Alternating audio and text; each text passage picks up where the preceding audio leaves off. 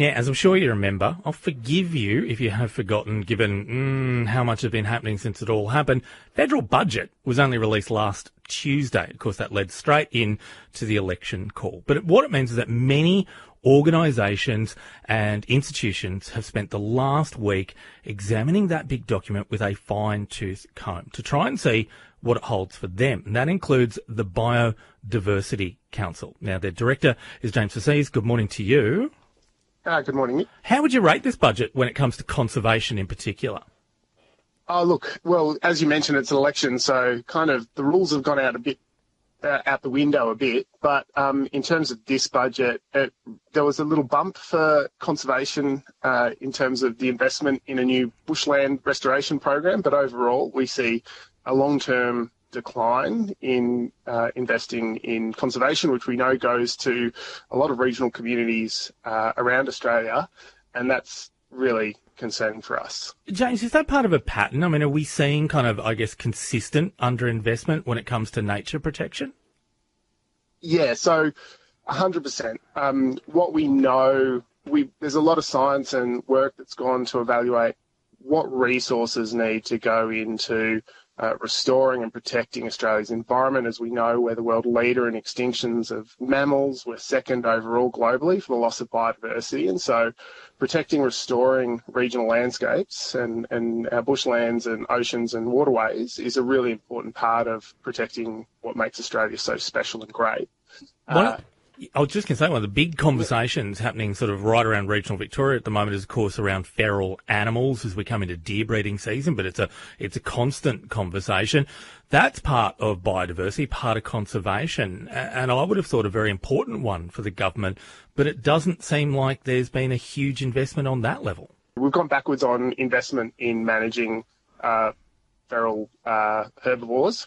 100%. So basically there was once upon a time an established pests and weeds program that was funded out of the federal government. That's not been funded this year. There's a kind of a backstep in a lot of the money available for over the forward estimates for invasive species management. And so over the longer term picture, we see less than 6 cents out of every $100 going to on-ground conservation programs. Now, if we could get that to around $1 out of every $100 of government investment, so 1% of the budget hitting the ground for conservation for regional communities, that would be a huge benefit for the environment. It would help tackle the 1 million deer that we're seeing them come into towns and people's properties, as well as decimating the bush. It would be a game changer. And it would also be a real economic boost for regional economies. But we don't see anywhere near that aspiration or that vision from, to be frank, either side of politics at the moment. As you pointed out, it was a budget, of course, then a federal election calling it, turned it more into, an election promise. Are you seeing anything in what the opposition are talking about at the moment, whether that's part of their budget reply or part of campaigning, that suggests there could be more investment on their side for you? Look, not yet. I think everyone's playing their cards very close to their chest. I think what we would like to see is the parties start to come out and talk about what their commitments are. We saw the Prime Minister in Western Australia earlier this week talking about a revamped EPA. Of course, they came out with a commitment last term to deliver an EPA, which they couldn't get through Parliament, and we were quite critical of the model that they were proposing. So it's going to be really important for all parties to be open and transparent about what they're going to do to protect the environment, because we're not seeing a lot on the table, to be frank, at the moment. You made a note in your kind of, assessment of the budget saying lifting nature's share of the federal budget to just 1% would actually provide enough funding to meet most of the commitments. 1% does not seem like a lot today. I think we're hearing from the Greens that is certainly what their promise is going to be. Is it really that little of the budget? Yeah, it is. So, for example, the best available science tells us that about $2 billion a year, so that's less than 1% of the budget. They sound like big numbers. Remember, the most recent budget, federal budget, was getting close to $800 billion, so we're getting close to $1 trillion for the Australian federal budget. But for $1 billion a year, $2 billion a year, we could safeguard all of Australia's threatened species. And that's a pretty phenomenal thing to say, that we've gone from being a world leader in global extinctions to being able to safeguard our threatened species, and that we're not going to see them disappear anymore, and that our kids will be able to see koalas in the wild. They will be able to see species that, are likely to fall off the brink. We've got a number of species of threatened fish species in Victoria in particular that are hanging on in just little pools, little ponds, isolated around the state. If I'm right, when it comes to just threatened species in Australia, we're talking around 2,000 at the moment, aren't we?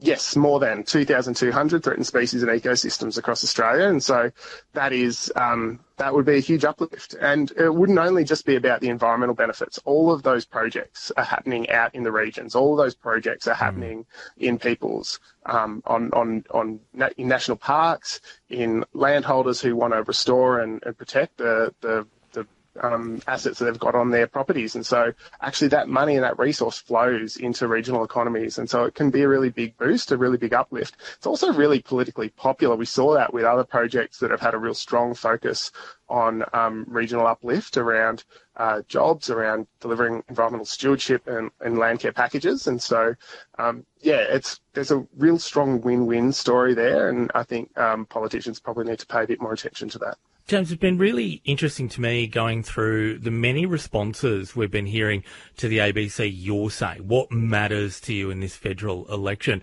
Because overwhelmingly, people are saying that climate change is of concern, but somehow the environment seems like a very low issue. And I feel like there's a disconnect of how the two relate to each other a little bit. Yeah, well, there is a bit of a disconnect, and what we probably need to do is obviously they're connected. The environment is deeply impacted by climate change and vice versa. Nature is our greatest carbon sink. We've just done a major survey. We do it every year. It's called the Biodiversity Concern Survey. And it actually found that whilst I think there's this perception that the environment it isn't really top of the pops, that Australians are deeply concerned and committed to seeing more action. 97% of Australians want to see more action from government. And actually, when we tested, of course, cost of living came out the number one issue for Australians, and you can't deny it. We are in a cost of living crisis.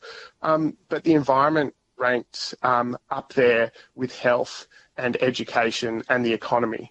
And so the environment is certainly sitting there in people's consciousness. They can see it. They can see the changes that are happening around them, and particularly in regional parts of Australia, they're seeing the changes dramatically, whether it's through drought, whether it's through the impact of invasives like deer or feral pigs, or buffel grass that's kind of taking over certain parts of the country. But the environment is sitting there, and it's also the other part of our research has found that it's actually quite central to who we think of ourselves as Australians. We're quite connected to place. We're quite connected to Australia. And we like to think that one of those unique things is our incredible wildlife ecosystems, plants and animals that make Australia such a unique place to live, and that we love to go and see when we're out in the bush, whether it's on holidays or on our day-to-day work. James Trezise, we'll leave it there, but thank you. James is the Biodiversity Council Director. They are not overly impressed, I think would be the polite way of putting it, in terms of what was in the budget. Obviously, federal election changes that, but they point to what they're terming a systemic underinvestment in nature protection, including elimination of feral species.